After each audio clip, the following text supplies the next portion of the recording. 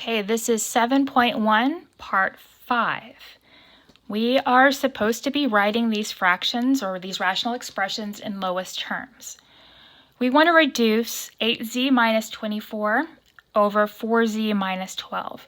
And I know it is tempting to start canceling things out right now, but we cannot do it. We must factor first. So the first part of any factoring is to factor out a GCF.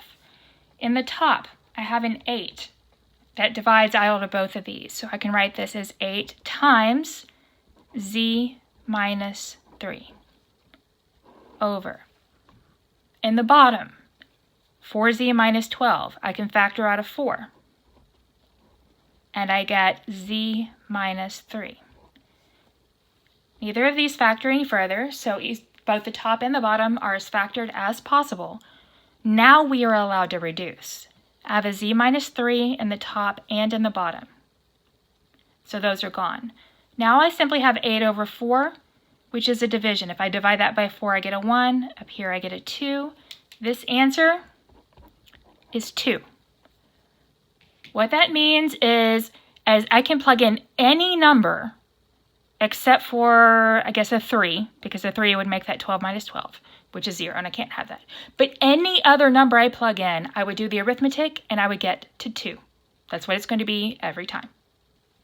So any legal number to plug in is going to give me 2.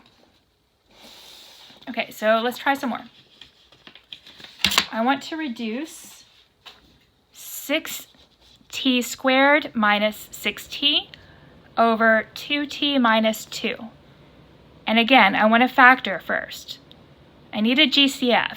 Look for GCF. Here I have a t in both of them, and I also have a 6 in both of them.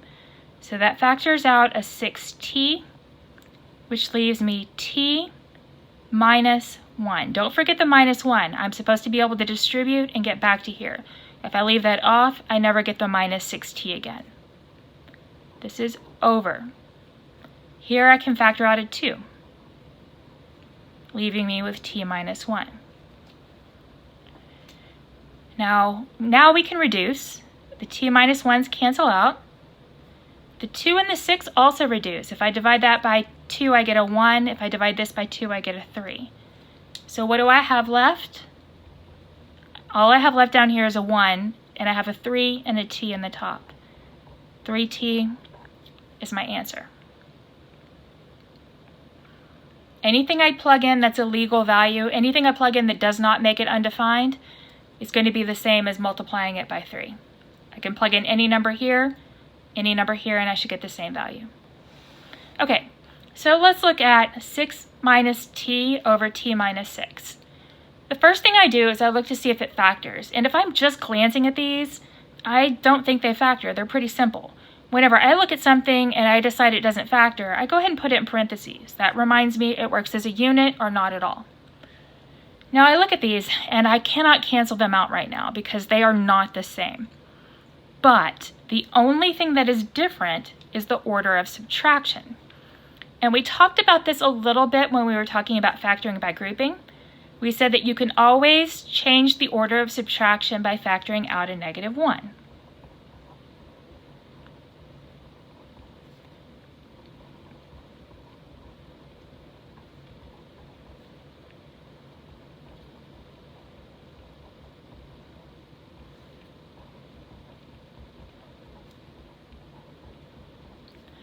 And it does not matter which one of these you do it to, and so I'm just going to factor a negative 1 out of the top.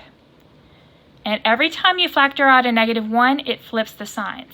Technically, this becomes a negative 6, this becomes a positive t, but that is the same thing as 6 minus t, t minus 6, sorry. So it's negative 1 times t minus 6 over t minus 6. I kept those parentheses because they work as a unit. Now that cancels out with that. So that fraction reduces to a negative 1. This is a trick you're supposed to recognize. All right, let's look at this last problem. M squared minus 1 over 1 minus m. The first thing we're supposed to do is factor. This does not have a GCF. It has 2 terms with a minus sign in the middle, so I need to see if it's a difference of squares. Well, the square root of m squared is m, 1 is also a perfect square. It is 1 squared. So this is a difference of squares, and that means the top factors as m plus 1, m minus 1, and this is over 1 minus m, which I would normally say does not factor. Well, in this form, nothing cancels out. But if you look right here, I have the same situation I had right here. They are the same except for the order of subtraction. So I need to factor a -1 out of one of these, and it does not matter which one. So I guess since I did the top on the other one, I'll do the bottom on this one for no other good reason. Now these cancel out, and I'm dividing something by -1. Well, if you divide by -1, all you're doing is to change the sign. So my answer is negative times m plus 1, and those parentheses must be there with a negative out in front.